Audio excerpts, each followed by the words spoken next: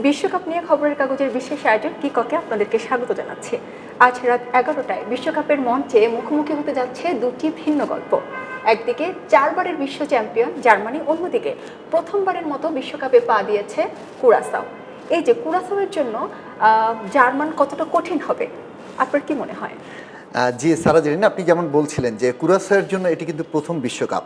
অন্যদিকে কিন্তু জার্মানি হচ্ছে এমন একটি দল যারা প্রথম থেকে আলোচনার বাইরে থাকে, কিন্তু দিন শেষে কিন্তু তারা বিশ্বকাপটাকে অনেকবারই নেয় এবং তারা কিন্তু 4বারের বিশ্ব চ্যাম্পিয়ন। আপনি যেটি বলছিলেন যে আসলে জার্মানির জন্য এই ম্যাচটি কেমন হবে, যদি পরিসংখ্যান আপনি বিশ্লেষণ করেন তাহলে নিঃসন্দেহে জার্মানি এখানে ফেভারিট এবং কুরাসাও তাদের জন্য কিন্তু প্রথম একটি স্বপ্নের জায়গা এবং তারা বিশ্বকাপে এসেছে, তাদের স্বপ্ন পূরণ হয়েছে, এটা কিন্তু তাদের জন্য অনেক বড় পাওয়া। এবং আপনি যদি জানেন যে মাত্র 444 বর্গ কিলোমিটারের দেশ হচ্ছে কুরাসাও এবং কনকাকাফের জায়গা থেকে কিন্তু তারা কিন্তু বড় বড় দলকে কিন্তু বিট করে এসেছে, জামাইকা বা বারমুডা, তাদেরকে কিন্তু খেলে তারা কিন্তু মানে হচ্ছে কুরাসাওকে সহজভাবে দেখারও কিছু নাই না। সহজ আপনি বিশ্বকাপে কোনো দলকে আপনি সহজভাবে দেখার কোনো সুযোগ নেই। একটু বলি আমি মাঝে যে বিশ্বকাপে কিন্তু এমন ঘটনা বহুবার ঘটেছে, যারা বিশ্বকাপের মঞ্চে প্রথম পা দিয়েছেন সেই সকল নতুন দলও কিন্তু অনেক এক্সপেরিয়েন্স বা সফলতার দলকে কিন্তু হারিয়ে দিয়েছে। যে এরকম অঘটন আমরা ঘটতে দেখি এবং এটা নিয়ে কিন্তু ব্যাপক আলোচনা হয় এই অঘটনগুলো নিয়ে। তবে আজকের যে ম্যাচটি সেটার প্রেডিকশনে মনে হয় যে তেমন কোনো হয়তো হবে না, কারণ এবার কিন্তু জার্মানি যদি দেখেন আপনি অনেক ব্যালেন্সড একটা টিম। বিশেষ করে জার্মানির রক্ষণভাগ বিশ্বের কিন্তু সেরা রক্ষণভাগের একটি হচ্ছে জার্মানি, বিশেষ করে অধিনায়ক কিমিসের সাথে রুডিগার এবং বিশেষ করে গোলকিপার যিনি আছেন ম্যানুয়েল নয়ার, বিখ্যাত গোলকিপার, এখন পৃথিবীর সেরা গোলকিপারদের একজন ম্যানুয়েল নয়ার। আপনি জানেন যে অলিভার কানের অবসরের পর থেকেই কিন্তু ম্যানুয়েল নয়ার বিশ্বস্ত হাতে জার্মানিকে সামলাচ্ছে এবং তিনি কিন্তু অবসর নিয়েছেন, কিন্তু অবসর নেওয়ার পর কিন্তু আবার ফিরে এসেছেন অবসর ভেঙে। তো সেক্ষেত্রে আমরা বলতে পারি যে তারা অবশ্যই ফেভারিট এবং আজকের ম্যাচটি কুরাসের জন্য কঠিন হতে যাচ্ছে। আর কুরাসের কিন্তু আসলে হারানোর তেমন কিছু নেই, কুরাসের একটি অভিজ্ঞতা এবং তারা যদি সবই অর্জন এবং কুরাসাও কিন্তু আপনি ফেলে দিতে পারছেন না।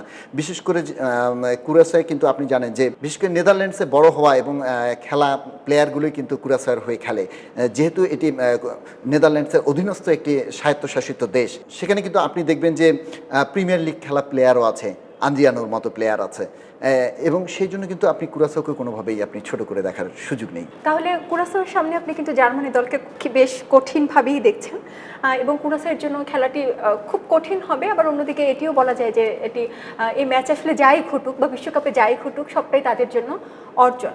আর সেক্ষেত্রে বলি যে প্রেডিকশন কি বলে, অবশ্যই জার্মানি জেতার না, জার্মানির পক্ষে অবশ্যই প্রেডিকশন। আর এই যে ই গ্রুপের খেলা এবং ই গ্রুপে আপনি জানেন যে 4টি দলের মধ্যে কিন্তু কুরাসাও, জার্মানি ছাড়াও কিন্তু ইকুয়েডর এবং আইভরি কোস্ট আছে এবং এর মধ্যে যদি শক্তিমত্তার বিচারে দেখেন বা ফিফা র্যাঙ্কিংয়ে দেখেন, ফিফা র্যাঙ্কিংয়ে কিন্তু কুরাসাও সবার পেছনে 82তম দল, কিন্তু অন্যদিকে কিন্তু জার্মানি টপ 10-এর মানে এখন 10তম দলে আছে এবং নিঃসন্দেহে এখানে জার্মানি ফেভারিট। বিশেষ করে জার্মানির যে রক্ষণভাগের কথা বলছিলাম, মধ্যভাগও কিন্তু তেমনি জামাল মুসিয়ানার মতো প্লেয়াররা খেলছেন, তেমনিভাবে আক্রমণ ভাগে কিন্তু উন্দাভ এখন বুন্দেসলিগার কিন্তু শীর্ষ গোলদাতাদের একজন, কিংবা কাই হ্যাভার্সের মতো স্ট্রাইকের কিন্তু জার্মানির দলে রয়েছে যারা কিন্তু লন্ডভন্ড করে দিতে পারে মুহূর্তেই প্রতিপক্ষকে।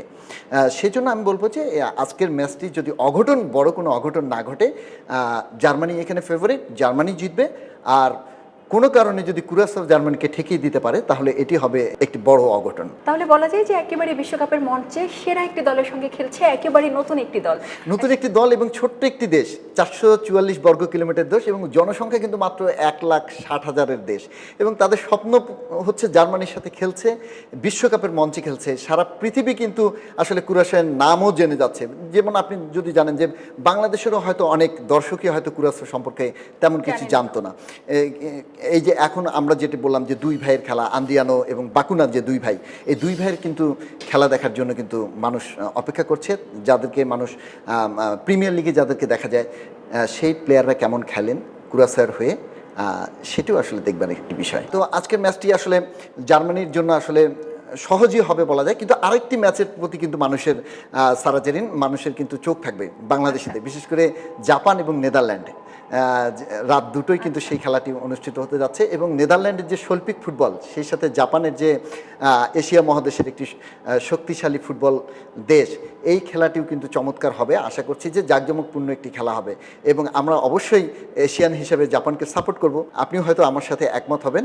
সেই খেলাটির প্রতিও কিন্তু মানুষের চোখ থাকবে। সেক্ষেত্রে যদি বলি যে জার্মানির জন্য চেষ্টা থাকবে যে প্রথম ম্যাচটি একটি দারুণ সূচনা তৈরি করা এবং কুরাসাওয়ের জন্য চেষ্টা থাকবে তাদের প্রথম বিশ্বকাপ স্মরণীয় করে রাখার।